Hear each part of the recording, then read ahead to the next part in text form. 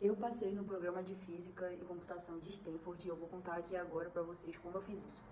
Gente, basicamente é o seguinte, antes de estar tendo toda aquela situação difícil com o Trump lá nos Estados Unidos e a imigração e especialmente as pessoas latinas estarem sendo afetadas com isso, eu tinha um grande sonho de fazer a minha graduação lá nos Estados Unidos. Por quê? Os Estados Unidos ele não é tão longe do Brasil, né? Em questão ali, por exemplo, se eu for comparar com Portugal da vida, com a Europa, então não é uma distância tão grande, ainda mais considerando que eu sou de Manaus, lá é tipo norte, entendeu? Sei lá, na minha cabeça fazia sentido. Eu conhecia pessoas que já tinham ido para os Estados Unidos, então era uma coisa mais fácil. E, vamos ser sinceros, eles vendem muito bem aquele negócio lá do sonho americano. Tipo, você consegue, depois de um tempo, perceber que aquilo ali não é verdadeiramente tão real, né? Até porque o país tem sim os seus problemas.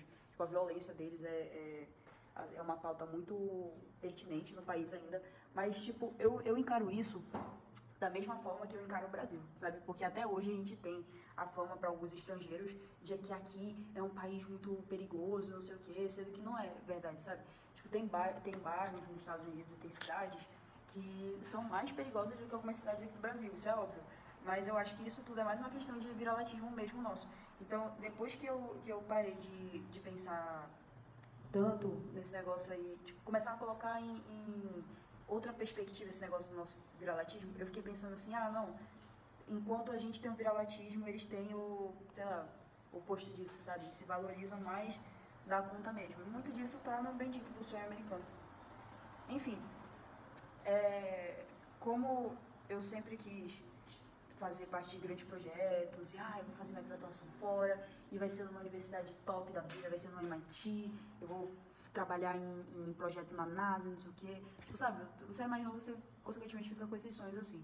Tanto que eu ter escolhido o ITA foi um dos motivos foi, claro, as oportunidades internacionais que o ITA traz. Então, tu tem ali os programas de intercâmbio muito fortes, tanto para militar quanto para civil, e, tipo, só é uma oportunidade, assim, que eu falei assim, cara, o Brasil ele tem condições, algumas universidades têm condições de te oferecer uma educação de, nossa, qualidade altíssima e de certa forma até reconhecida, porque uma coisa que eu fui percebendo é que os teus projetos, o teu esforço, você como pessoa, vale mais do que o nome de uma universidade em si. Então, se eu fizer um trabalho bem feito numa universidade aqui no Brasil, eu consigo cumprir os meus objetivos, sabe? Eu não preciso necessariamente estar numa faculdade dos Estados Unidos. E depois que eu pensei nisso, eu falei assim, tem outras oportunidades então, vou ver o que tem no meu país. Aí eu olhei pro ITA, aí eu falei assim, estudar pra prova do ITA então, né? Beleza, vamos pegar isso daí. Como se fosse mais fácil, né? Até parece. Nossa, é muito mais difícil passar no ITA do que passar numa faculdade americana. Enfim, voltando pro programa de Stanford. Nessa que eu tinha esse sonho aí, né, de fazer minha graduação fora do país, eu conheci o Matheus Tomoto. Aí paguei a mentoria dele e na época eu tava no nono ano, nono foi, era o oitavo ano. Então eu falei assim, cara, isso aqui foi muito caro. Tipo, a mentoria do Tomoto acho que era R$ 1.000. Que eu peguei uma promoção, porque ela é mais cara, tá? Paguei R$ 1.000 e daí eu falei assim, cara, eu não vou estar pagando isso daqui 30 mil vezes, tá ligado? Então, se eu tô aqui, por mais que eu esteja tentando só pra graduação, ou então às vezes para poder fazer um boarding school, né, que é um internato americano, eu vou ver todos os módulos, eu vou adquirir o máximo de conhecimento que eu posso possível dessa área. E aí eu aprendi como achar saber programs, como aplicar para eles, o melhor jeito ali de desenvolver no meu currículo. E acabou que eu cheguei no Spin Whip, que significa Stanford Physics for Inspiring Women in the Next Generation, alguma coisa assim. Né? Significa, traduzindo, é o programa de Stanford de física para a futura geração de mulheres inspiradas, digamos assim, né? E eu, sinceramente, desde que eu cheguei no Férias Brito, eu não. Desde o ano passado, na verdade, eu já não tinha mais esse sonho tão vivo assim, porque eu já estava bem firmada com a ideia de fazer a, a minha carreira internacional depois da graduação, ou então durante, né, através de cursos, projetos, ofertas de trabalho. Então, como eu já tinha isso tudo muito bem pintado, eu meio que desfoquei tanto dessa questão aí dos programas de verão. Mas era uma coisa que eu falava, eu pensava assim, tipo, tá, tem gente que leva semanas para poder fazer essas aplicações? Tem, mas eu me conheço. Se eu passar 3 dias focada só naquilo, eu consigo fazer um negócio de muita qualidade. Daí eu só pego o mesmo formato, monto o meu modelo, e aí eu vou lá e eu reproduzo isso para várias aplicações. Dito e feito. Passei na Dartmouth, Case Western, LinGap, ganhei um prêmio da Immerse, que era 1.000 euros de bolsa, né? Infelizmente o curso deles era 2.000, então eu acabei recusando porque eu não tinha como tirar 1.000 euros do nada. Passei no programa de embaixadora, então isso tudo aí foi usando sempre o mesmo modelo, que era apresentando, cara, que essa lista é muito incrível, né? Era apresentando ali eu como Elizabeth e o que eu tinha claramente pro meu futuro, uma visão de futuro ali sonhadora, de verdade.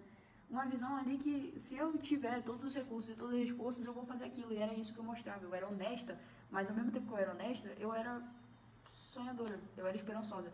E eu mostrava isso para os programas e eles olhavam para mim e falavam bem assim, talvez isso aqui tenha potencial. E a mesma coisa aconteceu com um programa de Stanford.